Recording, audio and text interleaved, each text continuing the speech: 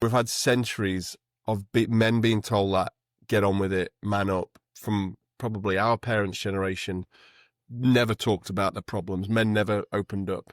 So this is relatively new. Now, why is everybody starting to do it now? Somebody wrote, like, what's the big fuss now? For me, it's people are losing their lives, and that's scary because it's an epidemic. When there's 500,000 men dying every year, more, that's just men that didn't have to die. They weren't physically ill. It was a mental disease that just was never treated because they were told that you can't talk about it. You just lost your loved one. Now what? Welcome to the Grief and Life podcast, where we explore this new reality through grief-colored lenses. Openly, authentically, I'm your host, Nina Rodriguez. Let's get started. Many men are hurting in silence, so let's talk about it. Today's guest is Robb Pollard, founder of Walk With Me Brother, a nonprofit dedicated to men's mental health and connection. Robb has lived with bipolar disorder for the majority of his life and has turned that experience into a mission to raise awareness, break the stigma, and remind men that they are not alone in their struggles. In April 2026, so next year, as of the time that this is being recorded, Robb will begin a 3,600-mile walk across America, a journey meant to spark conversation, inspire healing, and build community one literal step at a time. Through his work and his walk, Robb reinforces the fact that vulnerability can be a strength. And I'm so excited to get into this conversation. Robb, welcome to Grief and Light. Well, thank you for having me, Nina. Great to be here. It's an honor to have you here. And we were just talking before that I connected through you, through your podcast, which I found an interesting concept, first of all, because it's the Walk With Me podcast. Maybe share with listeners why that concept in particular. Yeah, it's relatively new, a lot newer than news. It's just something that I've kind of, one of those things I had an idea in the background. I want this centered around everything kind of in the mental health space, but obviously, as you know, there's so many elements to that. So everything from doctors to spouses who have suffered, students, with mental health, and students in sports, and teachers, wellness. So it's a double-edged sword.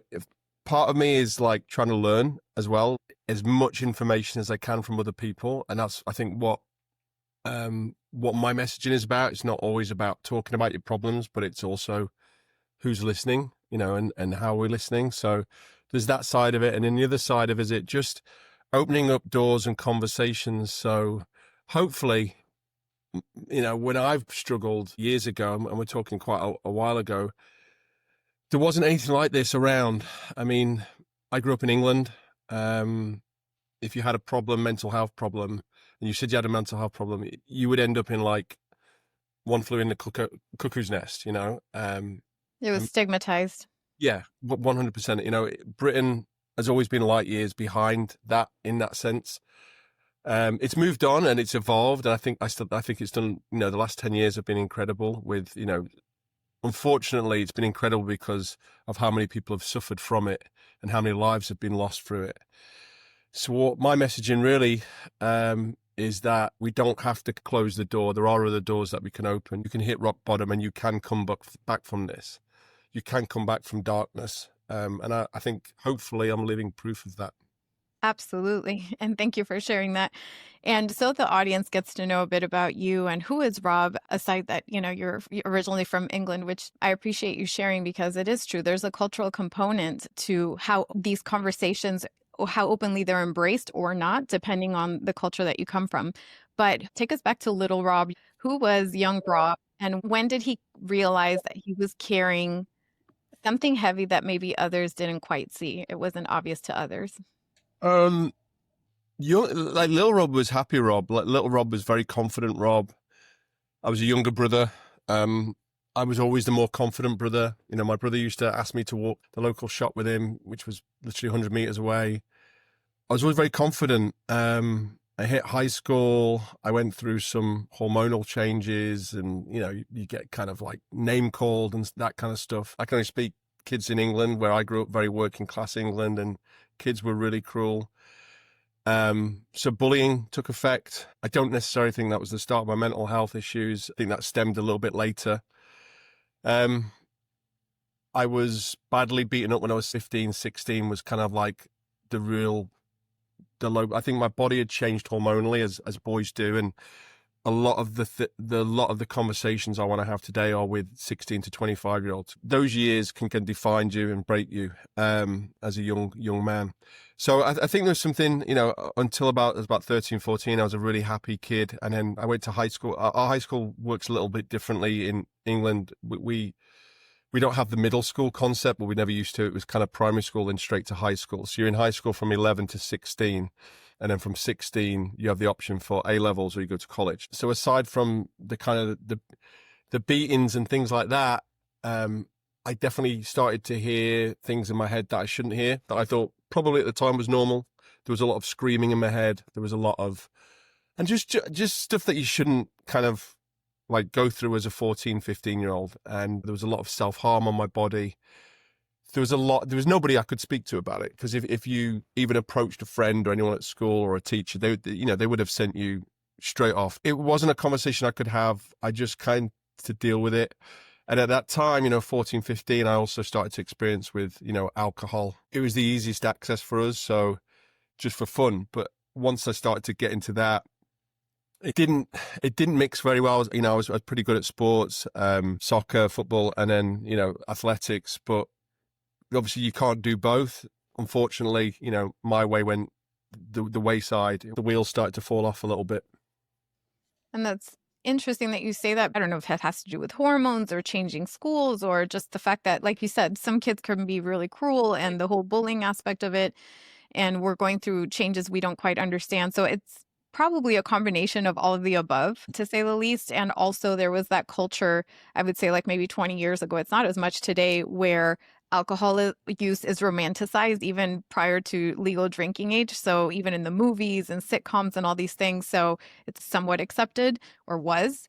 So I could absolutely see that. And I love how in your podcast episodes, and you have fascinating interviews with people working with kids and students and mental health. Do you make it specific to men and boys, or do you embrace the conversation all across the board?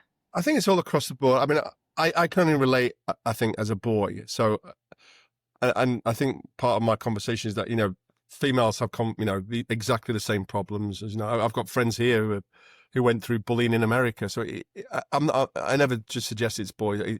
And with the age of social media now, I talk about this quite a lot, that thank God I didn't live in that age of social media, because I don't know what I would have done, because there's so much pressure now on kids, today. And I think because I can only relate to men and boys in that sense, because of what I went through. And I've really worked hard to get through that very dark chapter in my life, and to a point of very recently where I was thinking about it virtually every day, that kind of that darkness. There's a big other gap and other chapters in my life that have just whistled by that I never think of. I've been very fortunate to travel the world and things like that. But that particular period between 14, 15, 16, 17 is all the years, that they're the ones that I sit there and I kind of daydream about. And, fortunately for me, the work I've done with my therapist through ketamine therapy and all those kind of things I've done recently has helped me no end. And when you say the darkness, right? I remember, I think it was in the conversation with Reshma, who you interviewed on your podcast as well. You talk about the darkness being almost like what you see in your mind when you're not communicating with somebody else. Could you provide a little bit more insight of what that means and how that differs from just like a sad day, your everyday kind of run-of-the-mill sad days? At what point, let's say somebody who's a teenager or even an adult, should they say, this is a little bit more than just a sad day? I mean, here's the crazy thing. Like what I was feeling, and I didn't know it was. I just thought it was normal. So that's I just thought I was a teenage boy, and kind of like when I was 16, I was actually involved funny enough, in a car crash. I wasn't driving at the time, and I remember it was 1996. It was the year England beat Holland in Euro 96. The Euros were being held in England, and I remember sitting in hospital, and the doctor came up to me. They cut me out of the car. I was in a passenger seat. It was a Renault 5, so it rolled. You know, for those who knows cars, it was a Renault 5 is like a box. So as soon as you turn a wheel, it rolled. And I remember the doctor prescribing me Prozac, and he just saw something in me, like, you know, the lights were not on. And I think I'd said something in my kind of like, I don't want to be, and he just picked up on that and instantly prescribed these Prozac to me. And I took them home, and the reaction I got from, you know, my brother and my mum was pretty harsh, because they were calling them happy pills and you don't need to be on them. I never took one. I was just made fun of by my own family for even having the tablets on me. So they got washed away. I mean, I ended up leaving home when I was 16, so shortly after that. But I guess prior to that, before that, so you kind of, in terms of the darkness, it was a very emptiness feel. There was a lot of negative thoughts, like as soon as I woke, and I could never put my finger on it because I was pretty popular at school. I had good friends, you know, I had a very, very close relationship with my dad, maybe not so much my mum, but certainly my dad. We didn't have a lot of money, but we made the best of what we had. That kind of, that feel for it, that, you know, the dark kind of not wanting to get out of bed, the self-harm, the starting to listen to what other people said that you were and what you look like. You start to digest it. And if you hear so many things so many times, you start to believe that yourself. So that's really where it stemmed from. And then the alcohol, you know, I'd found when I was a lot younger, that made me fun. That made me like happy. That made me kind of forget those feelings. That made other people think I was funny too. So that's where that element came in, to the point where, you know, it was creeping in. It would be a Friday night, a Saturday night, you know, a Wednesday night, a Monday night. And before you know it, you know, I didn't even, again, I would never admit I had an alcohol problem, but I was fun Rob on my alcohol. And that unfortunately lasted for just under 30 years. So it would have been about 28 years, 29 years. So that went on for quite a while. And thank you for that. And I'm sorry you didn't have the support you probably needed at that time. And that extended from like fun Rob into how that evolves into a problem. So thank you for your openness and for using your voice in that way. And for the listeners and anybody watching, we're recording this on October 10th. So today is World Mental Health Day. How do you define mental health literacy, and why is it important to talk about it? Well, mental health, I mean, there's so many elements to it. My circle is very small now. You know, I used to be very different.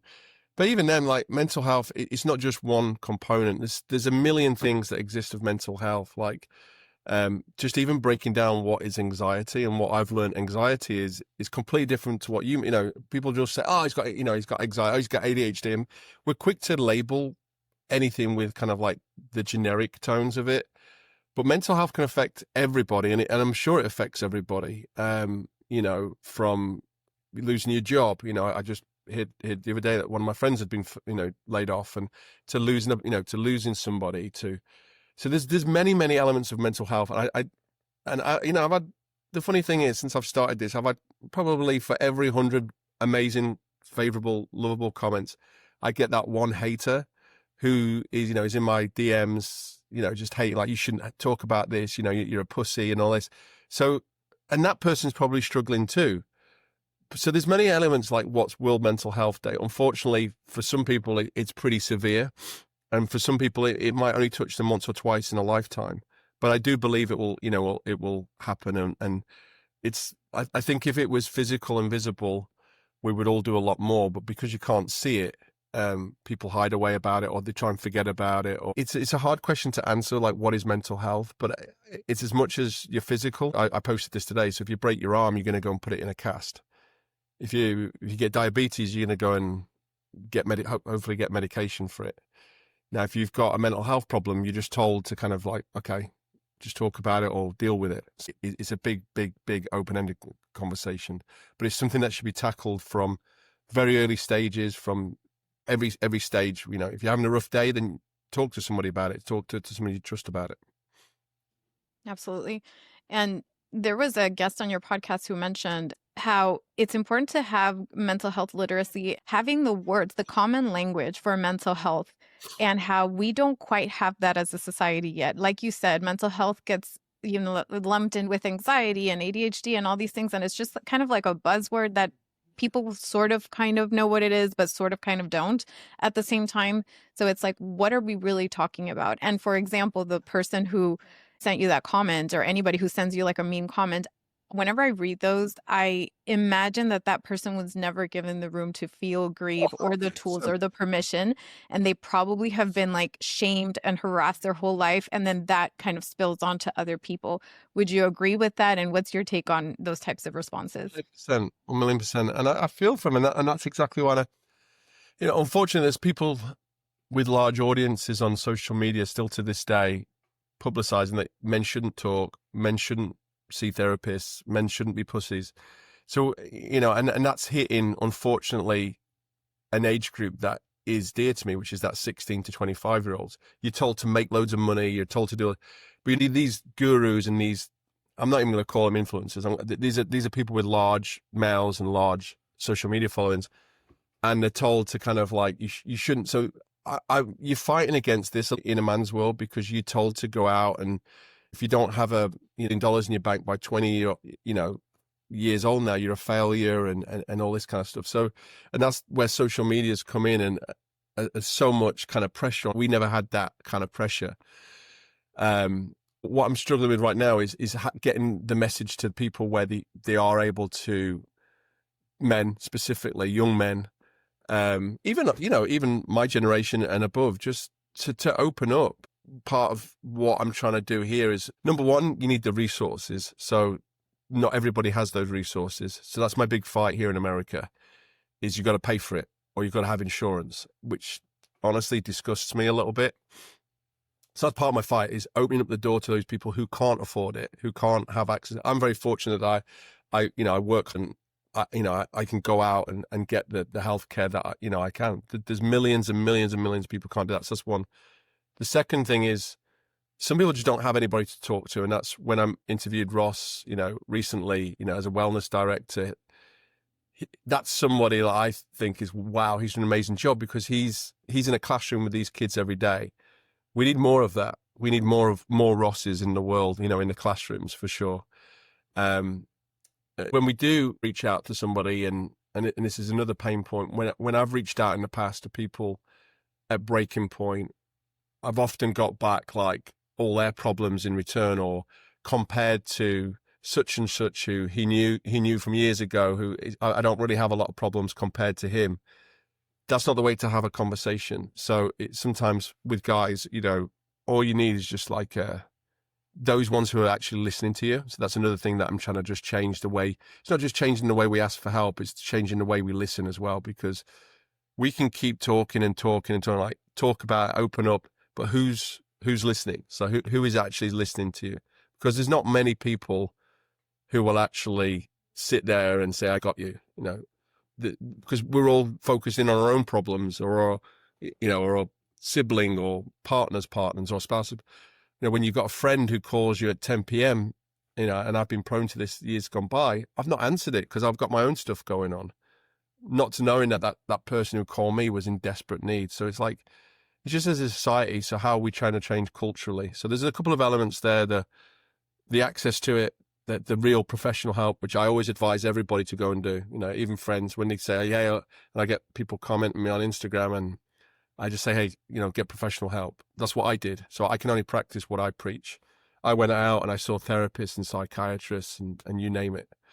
The second is, obviously, if you don't want to do that, you can't afford to do that, and you need to find somebody that you can trust. And that person that you trust isn't going to go and tell other people so you just finding that in today's side, it is pretty hard. So yeah, they're kind of like the key components right now. And then thank you for touching on that, because yes, there's a lot of personal responsibility that one has to take in terms of being honest with oneself about, I need help, and identifying like when I need help or may need help, and being able to communicate that. And I would even take it a step further, knowing how to receive help, because asking for help requires the additional step of knowing how to receive it. The second is that the onus should not only be on the person. There's a systemic component, there's a community component, the accessibility you mentioned, and all that. So talk to us about the role of, say, community and mental health in your experience? Yeah, again, I can only speak from my own experiences, just from what I've had to kind of endure and what my friends, this is like 2 or 3 people, maybe 3 or 4, family. For me, I have my brother and my wife. I wouldn't say my parents really, to a degree, because I've never wanted to kind of burden them. But I guess, in terms of my community, it's very small. And I would say I'm very fortunate. My wife's, not only did she decide she wanted to marry me, but she stuck by me, even though she knew that I had some kind of mental. And I'd had a lot of people over the years say that I wasn't wired right. And I'd heard it and I'm like, oh, you don't even know what you're talking about. So I dismissed it. And I'd have conversations with people and then I would just switch off. People automatically said, oh, he's got ADHD. My mind was just so overrun. And then people would see me really high, really happy, not only if I was on drugs or alcohol, but just naturally. I lived in the nightlife world, in the restaurant business for many years, which nearly killed me. It's a very toxic atmosphere, as I'm sure you can imagine. But people would come and go in that industry, thousands of people, you'd have celebrity friends. Everybody wanted to be friends with you when things were going good and that. So I had a lot of people in my life, but people would often say, he's a bit odd, isn't he? Like, he's a bit off, and then I'd be really down. And then I'd get a lot of people saying, why are you in a bad mood today? And I'm like, I'm not in a bad mood. So what would I do when I was in a bad mood? I'd drink, and I'd start drinking, every day. So, imagine it started from 6 p.m. one day, 3 or 4 weeks later, it's down to, 2 p.m. And then a few weeks after that, it's down to literally putting, pints of vodka and a bit of splash of orange juice at 10 a.m. just to get me so I wasn't in that bad mood. Because alcohol was, believe it or not, it was the thing that got me through a lot. So my community, they saw it. Some people were so afraid to approach it to me because of the stature of what I held. I had a pretty big nightlife empire, and I always say it's my old chapter. So some people were very afraid to approach me on it. Those friends who did, I would dismiss automatically, like say, you're crazy. I'm not crazy. But in my heart, I knew I shouldn't be going through what I was going through. And what they never saw behind the scenes was, one night trying to kill myself on sleeping tablets in Shanghai, China. If it wasn't for my dog jumping on the bed and me throwing up the medicine, I wouldn't be here today. Nobody ever saw that. I wrote a note, and it wasn't to my family. It was to my personal assistant, who was Chinese. She was great. I mean, she was awesome, but it was to her to explain how to kind of manage the dogs. That was it. That was the only thing that I was really cared about leaving behind. But when that dog jumped on the bed, I couldn't do it. So when I met my wife, a couple of months into the relationship, she just approached it differently. And I actually listened to her, and she said, has anybody ever said that, maybe you've got some issues? I don't, yeah, what do you mean? And she just said, I think maybe you need to go and see a doctor. And that was the first thing, because I actually listened to her because I loved her. This is before we were married.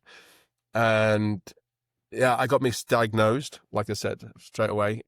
For those who know anything about medication, the worst thing you can give anyone with bipolar is Adderall. Before I knew, I was on 60 milligrams of Adderall a day, which just put me into outer space. Obviously it's an upper. My downers with the bipolar was just, and then I went through the worst. I would say from 2018, 19, we got married in 2019, 20 to COVID were the worst, darkest years because I was all over the place. And on top of Adderall, there was the alcohol. And then because of the alcohol, there was the substance abuse.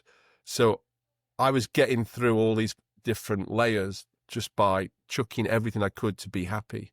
And at the same time, scared that if I said what I really felt, then my wife would run for the mountains, So, yeah, I think that was the first stage, the misdiagnosed. And that was probably the part that put me over the edge, because for those people who take medications will understand that when you get given by the psychiatrist your medication, you've got to go with the lowest dosage.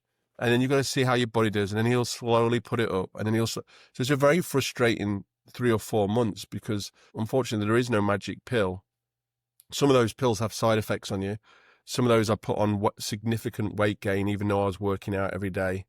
Some of those give me like really bad facial spots. It affects everybody different. Some of them just didn't work. So I went through every prescription drug, I think, for bipolar, everything from lithium, Zoloft, Lamictal, Lexapro, you name it. I've Trintellix, you name it.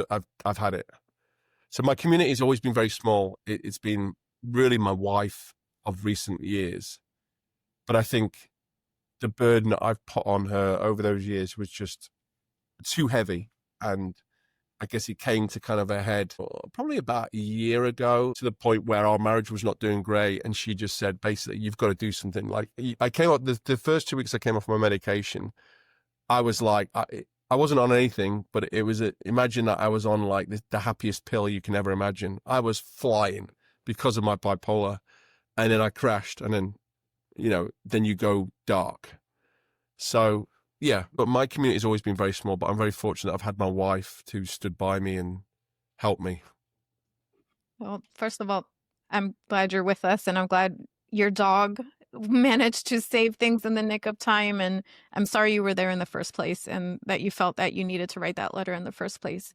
Thank you for that. It is something that if we talk about in the open, there's probably more people than we realize that could relate to that. And I just want to shed a light on these conversations, because it bridges the gap between what we think these moments are like maybe your friends at the time or the people around you at the time while you were in the nightlife scene and, restaurant and all this very exciting, glitzy type of scene. Yeah. I'm sure it was really fun externally. And also they, like you said, they didn't see the behind the scenes and everything. And your wife sounds amazing. And I'm glad that you have that support, because sometimes we don't need a lot of people. We need the right people next to us and with us. And that sounds like it's really important. And people who speak to us with clarity and honesty and cut through the BS that we sometimes tell ourselves. And let me ask you, besides your wife asking those questions, was there anything that was helpful to you? Could somebody have reached you in a different way, or was it just like a timing thing? And I ask because my brother struggled with similar things. When you said about the weight gain, that transition between, okay, I need to get help, let me get on these medications to sustain me, and then get on my whatever new normal that looks like, that is a process. And I'm not a therapist or a medical person, disclaimer here, like this is not medical advice of any kind. I just know through seeing and through conversations with people that there needs to be an on and off ramp or some management schedule, and it has to be closely monitored. A lot of questions there, but one of them is what could have reached you at that point, if anything? And then have you managed, or are you currently managing that off ramp or that way to not have to be on so many medications perhaps? So I've gone through a couple of psychiatrists, and, I think therapy is a bit like dating. So you've got to find your right match, right? So, and that's one thing my wife, and to some credit, like my other friends, they'll say, I've tried therapy, it doesn't work for me. And I think it's just fine. I had a couple of therapists that just did, we just didn't gel well. I remember the first therapist, lovely lady, but we didn't gel like I do with my therapist now. But to her credit, she was the first person who said, you have bipolar. She said, I deal with, she specialized in mainly veterans, but she was all about me going to like a sit down with vets and other people with bipolar, which I just did not want. And she kept pushing me for that to the point where I can't do this anymore. But she was the first person who said, I think you've got bipolar, like as a professional opinion. If I thought about anybody with bipolar, growing up, I would think they were crazy, So I think she was the first person, and then that translated to a different psychiatrist I went to see. And then between them, they spoke and they formulated a plan for me. And I kind of put then all my eggs in the basket that, okay, they've found a cure. So at the same time, when all this is going on, I've always looked for like a reason why I am like I am. So when I got rear-ended in just a typical LA car accident, and when they did a scan of me, they found that I had a pituitary tumor. So when I started to look into that, I'm like, that's the reason why I'm depressed. That's the reason why. So in my mind, I'm like, I finally found the reason. This is about 2017, 18. So again, I put all my reasoning just the logic that I had at that time is that's the reason. Cut it out of me or treat that, because, and then I'll be happy. Of course, that wasn't the case at all. These are quite common things that just kind of sit there in your head. But I'm reliant that was the issue for about 6 months. Then when I got told I was, bipolar, about 6 months, a year later, the first time they gave me medication, I thought the next day I was going to wake up happy. And it's not the case. It's a very frustrating period because it's like a Band-Aid, right? The medication. And one of the things I'm up against in what my message is, that I'm up against, the pharmaceutical industry, which is $1 trillion business. And I do believe, with some people it helps people. I'm big for it. But for me, it just did not work, the prescription drugs, because I was just throwing try this. And like you say, I would have to wait then 2 months to go and see my psychiatrist to check in with him. And then we enter a world of COVID where it wasn't even 2 months, it was 3 months. And it was a 15-minute conversation, which he was 5 minutes late for because he's inundated with, his clients, that I'm on a portal like this. And then I'm locked away during COVID. So yeah, that whole period was just, I just wish we could do things a little bit differently. I still think we're a little bit in the dark ages there with some of the stuff. I agree. There's a long way to go, but I trust that we will get there, hopefully sooner than later. And just mental health in general, with the way that it's talked about with men, or the way that it's internalized for men. Why do you feel, right? Because I feel like there's different answers for different people, but why do you feel it's so either stigmatized to talk about mental health as a man? Why is it so shunned? Why is it so taboo to the degree that it is today? And how do you see it changing? I've found endurance sports over the last couple of years to really help me, but just everything even from like, you look at sports people, I was downstairs, I'm on a treadmill, and I was just watching, funny enough, I was just watching Gladiator. I was looking for the inspiration for I've got a race next weekend. And then you look as a man, you watch these movies. This is like centuries. Everything we're trying to do now is in a very small decade, or maybe 2 decades, where we've had centuries of men being told that, get on with it, man up. From probably our parents' generation, never talked about the problems. Men never opened up. So this is relatively new. Now, why is everybody starting to do it now? Somebody wrote, like, what's the big fuss now? For me, it's people are losing their lives, and that's scary because it's an epidemic when there's 500,000 men dying every year, more. So to me, that's just men that didn't have to die. They weren't physically ill. They weren't terminally ill with, God forbid, a disease. It was a mental disease that just was never treated because they were told that you can't talk about it. And we've lost key figures, from comedians to actors to chefs to musicians, you name it, right?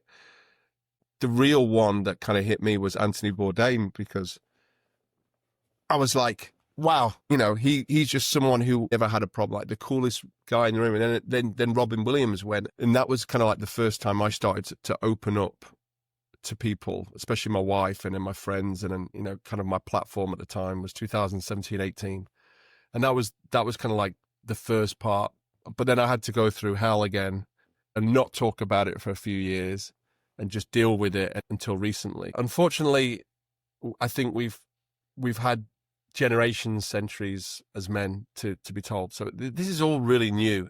Like, the way we think is new. And I'm only harping on about it because I don't want people to lose their dad or their brother anymore. So it's just like, what can I do? And I had the last roll of my dice. The last roll, and that was, for me, was ketamine infusion therapy. And I'm not saying this worked for everyone, as a disclaimer, but that saved me because I tried everything else. Like, there was no more doors to try, from therapy to prescription drugs to hard drugs to alcohol. And I've got 2 kids now, so I'm like, there has to be something else. And unfortunately, my therapist had mentioned it, my wife mentioned it, and of course I dismissed it for 6 months because I've heard all this before. I've tried all this before. And then there's the added expense that this is not something that's covered by my insurance. This is a $3,000 cost. Fortunately, that cost is not up front for me, but it was paid over a monthly. But for me, that was the shake of the dice. Thank you for sharing that.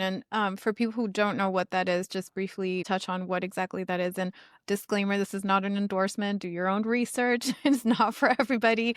So I want to be clear because it is a controversial topic in treatment and not fully embraced by everybody. But I do want to share your experience about what is it and how did it help you?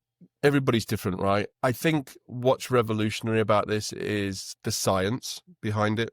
And I'm a very impulsive person. I'll book a trip for me and my wife. I'm just kind of like that, more spontaneous. She's like, what have you done now? I've got 1,000 business ideas every day. I'll say to my wife every day, but with the ketamine thing, I knew in my heart of hearts there was so much pressure for it to succeed that I had to go in like 1,000,000% with it. So I did my research. That was the first thing. And I did 6 months of research on it. And, I looked into everything. There's kind of ways you can take it, through tablets and things like that. But there wasn't a lot of information out there. There wasn't a lot of YouTube videos out there. And some of it's, I don't know if it's censored or doctored or whatever. But I did find a clinic here. And there's a lot in LA, so we're pretty fortunate here. But I did find one here. I did all the basics, look at Yelp and Google reviews and all that. There's a lot of good reviews, but I found the one here, and I like clicking with my therapist. I clicked with the doctor there. He was actually on my first episode of Walk With Me Brother. But I think what really got me wasn't really him. It was the science that I couldn't argue with about. One of the things that he said to me on our very first phone call is like, we're not born depressed as people. We're not born as a kid. And one of the first questions you asked me, I was a very happy kid. I was a really happy, like 7, 8, 9, 10-year-old. I was just always fun. If you look at photographs of me now, and I was always smiling. So I knew deep down I wasn't born disfigured. I wasn't born with this issue. And God forbid that, there's kids out there that go through hell. And I was very fortunate, but something happened. And I think you've kind of triggered that with like 14, 15, 16, 17, something happened in there. And you get those comments, I'm not wired correctly. There's a chemical imbalance. So, I did my research, like the medication's not working. So what else can there be? There has to be something that can help rewire that. And I was this close to going to the electroshock thing, where you have to go in every day so I was that desperate. That's how desperate I was. And I wanted to do it because I wanted to come off alcohol. I wanted to come off substance abuse. I wanted to be a good dad. I wanted to be an example. So ketamine therapy, definitely do your research, but it's the neuroplasticity that you go through. You're basically put on a medical induced trip, as it be. It's disassociations, hence the crazy shapes that, I see people coming back from the dead in talking to me, and you go through so much in that like little 45-minute, and the doctor's checking in on you, the nurse is checking on you, you're monitored on camera, and you kind of just lay there for 45 minutes, an hour. And, the average, I believe, is 6 sessions. I did 13. And I've just recently had 2 kind of booster sessions, which is all included in my yearly plan. That's what works for me. I started to kind of feel a difference, I'd probably say by session 3.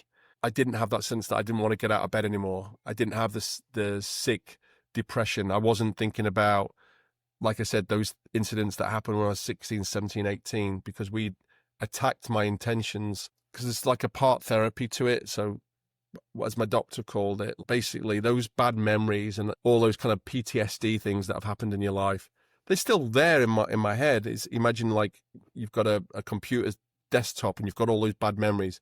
You're just putting them into a separate folder. They're still there. You know where they are, but they're not covering your whole home screen anymore. They're not absorbing my whole day. I'm not in these kind of pity parties from something that happened over 30 years ago. There was 4 elements. There was the PTSD component, which it kind of attacked first. There was the substance abuse. From January of this year, I've been sober. But January, February, March, April, I thought about alcohol every day, every single day. But I didn't do it, but it was eating me up. Like for those people who are trying to get sober, there's so many steps and things you have to go through. And done months where I've not drank because I got into endurance sports to help me with that. But it was still eating me up every day. And if I thought about it, I felt guilty. So that was the second step.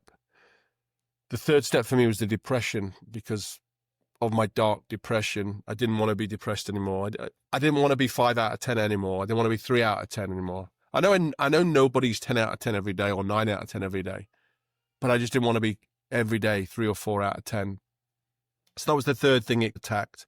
And the fourth thing, which is probably the thing I've struggled with the most, and the hardest thing, is the anxiety part of the sick feeling of constantly feeling like something bad's going to happen. You know, somebody, all these kind of like negative thoughts that eat you up, which again, I know is not normal, but for about 20 years I thought was normal. Like, you know, I've been in restaurants and constantly thinking like, where's the exit doors? Like, what happens if a gunman comes in? Like, it just eats you up constantly. Like, if my dad calls, if my mum calls me, she's telling me that my dad's died, so just all these different things that you shouldn't think of as just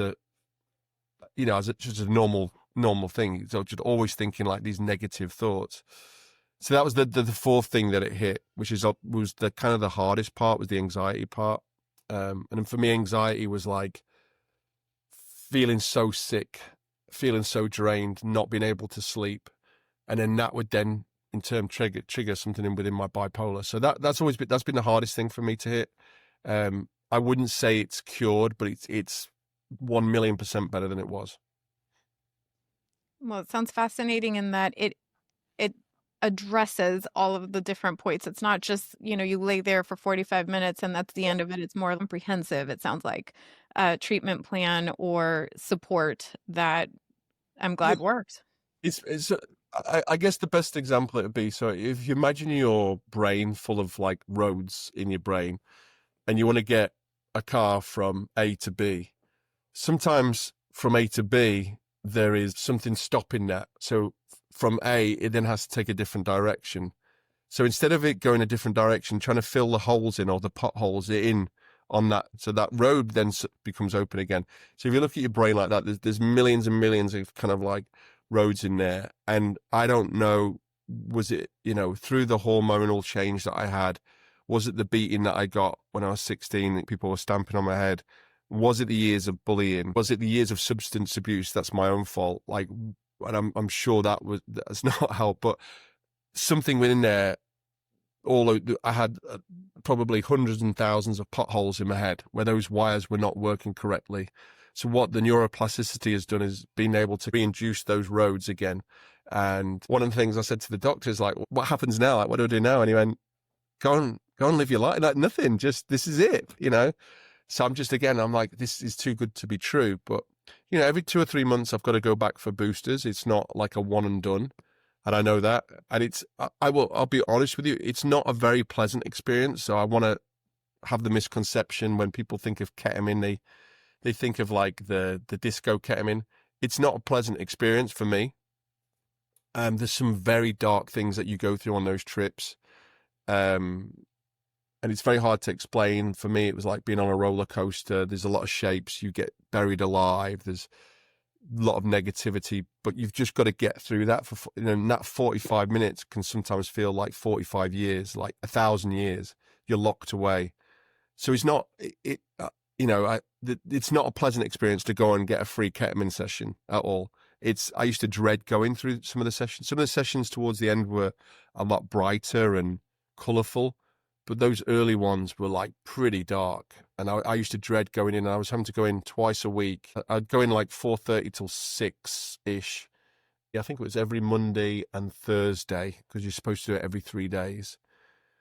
And after that session, there's not much you can do. You can't drive, and you don't really have much go about you, because it's like coming out of an operation. When you have an operation, you're given ketamine. You're given a very low dosage. So you're pretty useless for the rest of the evening after that. So it's not like, it's not an encouragement to go and get free ketamine, because it's not. And I've tried the substance ketamine. It's completely different. I don't know enough about it to comment on it, but thank you for sharing your experience. And I'm glad it's helpful, because at the end of the day, we just want to not feel, like you said, like a 3 out of 10 all the time. That's not normal, and that's not helpful, and that's not conducive to anything productive in life. So thank you. I do want to make sure that we get enough time to talk about your upcoming 3,600-mile walk. Tell us all about it. Where did this idea come from, and what do you hope to create through it? That's a great question. If you revert back, I've had great businesses, ideas. I'm a pretty creative person. And I have ideas, and my wife will just shake her head like, oh, God, not another one. So where did it come from? There's two parts to this. There's the first part of my faith, which is something that's pretty new to me. Now, when you're dark and you are below rock bottom, and I think, to be suicidal, I think you have to go probably like 30 floors below rock bottom to be suicidal, to want to end your life. And I didn't want to end my life because I wanted to die. I just didn't want to be in pain anymore. I actually, I enjoy living. I love walking outside. I love seeing nature. I love being with my family. So I think people who are suicidal, from my experience of being suicidal, it's not because I want to end my life and die. I just didn't want to be in that pain anymore. And I didn't want to burden other people. You just constantly feel like you're a dark cloud in everyone's day. So that's why people effectively lie. They'll say they're fine and they're not, because they don't want to put a burden on you. You'd say to me, oh God, I don't want to speak to Rob because he's always got this dark cloud. So, and that was the effect that I think I was having on some people, unless I drink and do drugs.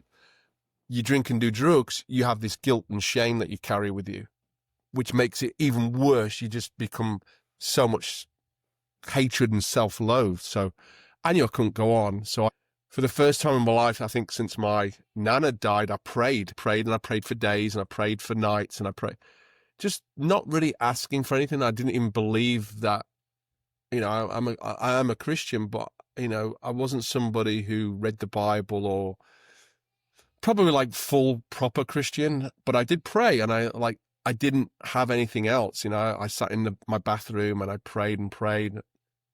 And I don't know if it's called luck. I don't care if it's called evolution. You always look at the signs. So the praying led me to the ketamine therapy. And it led me to a point where I believed that there was something out there where somebody was watching over me and helped me.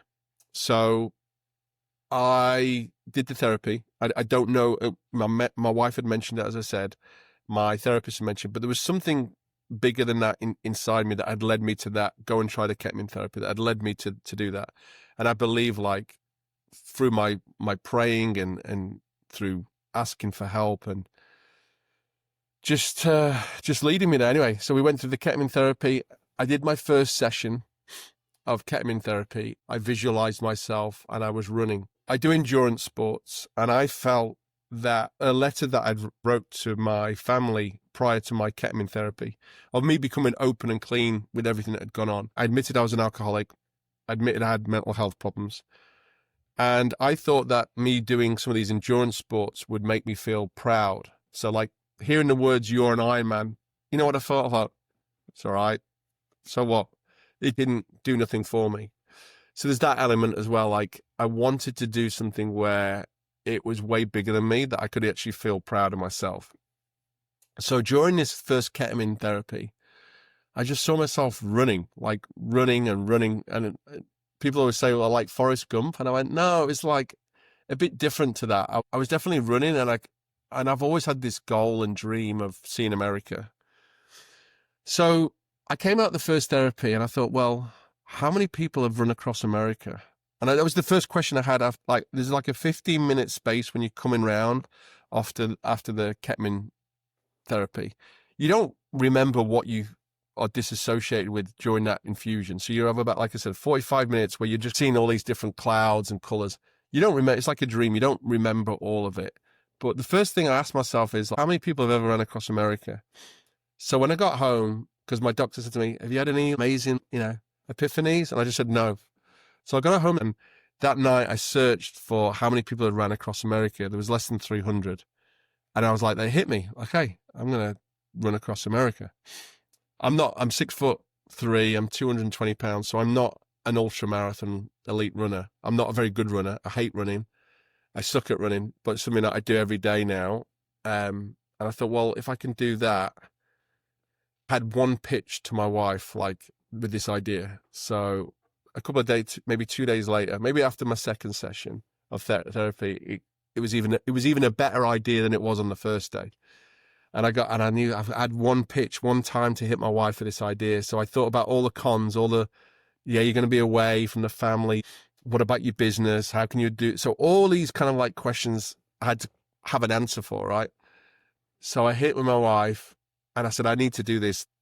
If I can meet people and people can see me as an example, that I can literally come back from being like those beyond rock bottom to now having the strength to do something that I suck at, which is running, walking. It's a walk and run. The reason I say it's walk, because I don't want to run the whole way because I'll just get injured probably after a couple of days. But I also at the same time have to cover about 2 marathons a day. So there'll be probably like the first part element, which is a running part, and then there'll be a second part, which is a walking.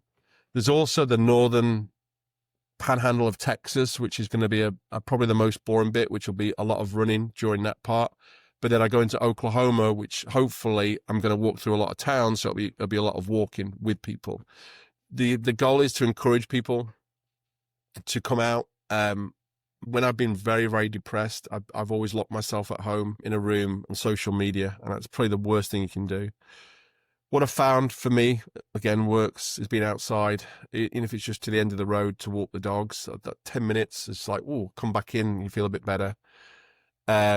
There's the endurance sports element to it. There's also the selfish part of wanting to see America, part of it, like just going through America. I love meeting people. I've always enjoyed being around people, talking to people. And I love hearing other people's stories. Like, it's inspired me so much over the years. So just to meet people and hear their stories, I know, one of the things I talk about, if 2 guys talk, 4 guys, that 4 guys might come to 8. And this is open for male and female. This is not people just struggling with mental health. Those people who, we march when there's a problem, but this is more of like a walk and a solidarity that we can do great things together. So this is the very first stage of Walk With Me Brother. I initially was going to donate all of the money to another charity. That was my initial goal. I never had the idea to start my own nonprofit. So where that idea has come from basically is a little bit of research. I want to raise a bit of money. I thought, if I raise $100,000, I'll donate it to a charity. And I've donated to charities, NOMI and things like that in the past, Movember, all those, kind of mental health. But when I started to look into not those particular causes, but, a lot out there, they were only giving like below 50 cents on the dollar. So every dollar that I would make, 50 cents of that would go to the actual cause. In some cases, it's only 18 cents with some charities. Some it's even lower than that. Some nonprofits are a complete scam. Not the 2 that I just mentioned, but ones that I will not mention. And I thought, well, if I'm walking all that way or running that way, I want to know every dollar is being spent for those who need it, not for, corporations and things like that. Some nonprofits are pretty scammy. So I thought, well, if I'm going to do it, I'll just do it. And the other argument I had with some of these organizations is, well, where does the money go? Oh, we'll divvy it up. This will go. No, I want to decide where it goes. Oh, no, we don't do it like that. And you know what? I'll just do my own.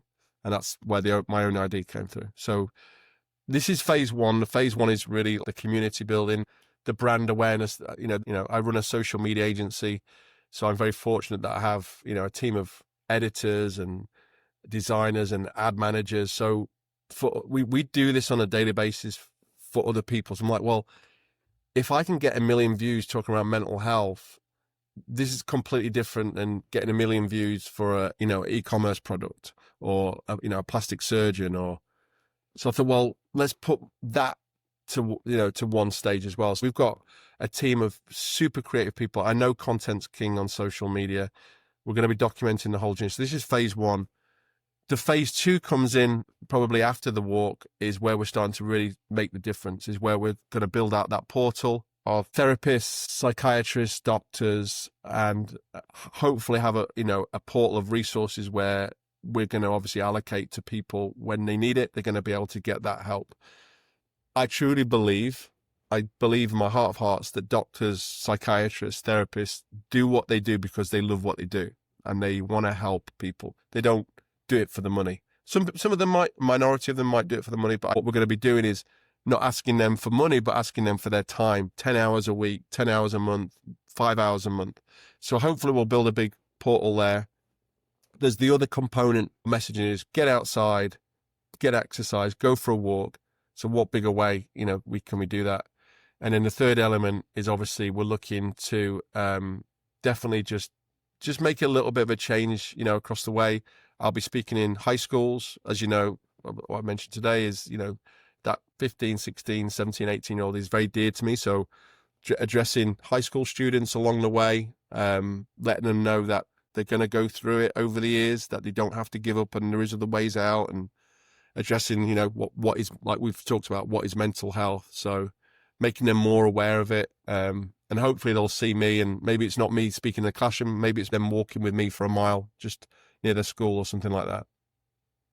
Well, I love this mission that you are embarking on and that you've decided to accept, if you will. And kudos to your wife for co-signing on it, because I'm sure that's not easy. But for whatever it's worth, when you said, oh, maybe there's the selfish component of me wanting to see America, sometimes we do have these desires that are innate to us that seem like it's just for us, but maybe that's the literal motor for this bigger cause. And I just love that. And not everybody would embark on a literal 3,600 mile journey. I wish you all the best and may it be successful. I'm listening to you share your phases and the plan behind it and everything. And it just reminds me also of my brother. What anchored him was being outside on a beautiful day, sharing with people on an authentic level. And it's obviously too late for him, and that will always hurt. And also when you said it's important to talk about these things because we've lost too many people, too many men specifically. Yes. And I'm so thankful that there's things like this. I only wish it would have been something that he could have embarked on. So for whatever it's worth, thank you for what you're doing. And if somebody wants to support this mission or connect with you, how can they do that? Yeah, we're building a website right now. It's just walkwithmebrother.com. We're just looking really to spread awareness on it. So share the story. Obviously, I don't know if I'll be able to do one in 2027, but this is something that there might be little short joints of this over the time. So we invite people, if we are coming through your town. When I say we, it's a small RV following me with a small team. But if we do come through, walk with us, support us, spread the message. That's really it. Speak up. And if it's just even telling me, hey, Rob, just come and talk with me. Like, I will love to hear your story. I know there's millions and millions of people who struggle, who they feel like they don't want to burden anyone. They don't want to talk about it. It's not burdening with me. So I've never been this passionate about anything in my whole life. It was definitely an epiphany, and it was my calling. I'm trying to get everything, I guess, kind of get my ducks in order right now. The only thing, the only downside, I'm going to be away from my kids for 2 months. But, when I think about that, I've got an old dog as well I worry about. But what kind of sets me back on the right thing is like, it's way bigger than me. It's just 80 days and it's way bigger than me. This thing is way bigger than me. So let's see where it goes. Let's get the eyeballs on us. And like I said, if I've got to walk and crawl across the country just to get the good awareness, nobody has to die here. This is all good energy. I think just bringing people together, non-politically, non-sporting, this is just human race stuff, right? So hopefully all walks of life will come and walk with us and share their stories. And if you're watching or listening, I know that by now you're looking to follow. So make sure you go to the show notes and click away because everything will be linked there. And we're getting to the end here, Rob. There's so much more we could delve into, but I think this is a wonderful conversation with many takeaways for people who resonate with your message. So if somebody's listening and they're in a dark place in their life right now, they're looking for some sign of hope or some actionable step that they can implement, something within reach, what would that be? What would you tell them? I don't want to be corny and say you're not alone, but you're definitely not on your own. like I say, for me, it was my wife. So there has to be one person. You must have one person that you can just let them know that you're not okay and just ask for help. You know, you'd be amazed when you ask for help, how people do respond. There's a lot of millions of good people out there that, you know, friends and family, that they will help you. So I would say just have the courage, whether it's an email. For me, it was an email. I couldn't do it. Like, I couldn't call someone. I had to do it via email. I get my words out better via an email when I'm trying to have a conversation with someone. So it's certainly something very serious, whether it's a text, whether it's a video chat, whether it's just a phone call, whether it's in person. There's so many ways you can ask for help. It's not like you always going to see someone. And, you know, I know there's a lot of help centers now as well, but I think just within your network, just there has to be one person that you could ask for help. And if you don't have the courage to do it, just do what I did. Send them an email. Having that moment of saying, you know what, I will reach out. So I hope you do. If you're listening and you're feeling seen and heard in this moment, please reach out. There's always that one person at least. Yep. And so close our eyes for a moment. Imagine you have made it the 3,600 miles and it has been beyond your wildest dreams. This is amazing. You did it. What would Robb say to Robb at his lowest point some years ago? What would Robb say? For me, mental pain is I'd rather have physical pain than mental pain. You know, I think I've had broken bones and I've had, you know, cuts and gashes and, you know, all those kind of stuff. But mental pain, I think, is something that no one should ever go through, especially those kind of like younger men, anybody in particular. But I'd probably say to him, like, it will get better. Don't give up. Pray. If you're not religious, then just believe. Then it will get better.